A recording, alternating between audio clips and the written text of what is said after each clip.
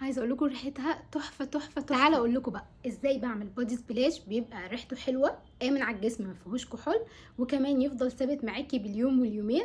وعايزه اقول لكم ان انا بعمل الطريقه دي بقالي 6 او 7 او 8 سنين. كمان اللي متابعني عارفني ان انا كنت عاملاها زمان كذا مره، والنهارده برضو حبيت ان انا افكركم بيها. اول حاجه بقى بجيب اي ازازه فاضيه عندي.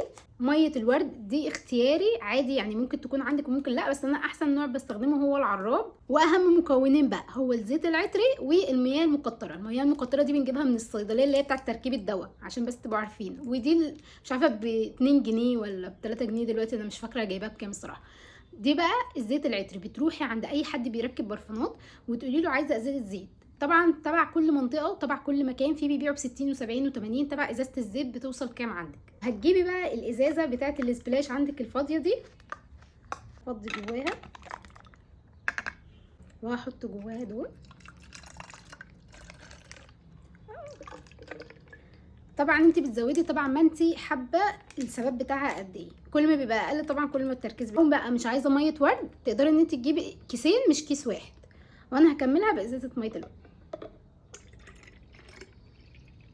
بس انا هعملها لحد هنا عشان يبقى ثباتها كويس. طبعا دلوقتي هي ثابته معانا، الافضل انت تسيبيها مثلا من 24 48 ساعه قبل ما تستخدميها على جسمك. عايزه اقول لكم ريحتها تحفه تحفه تحفه.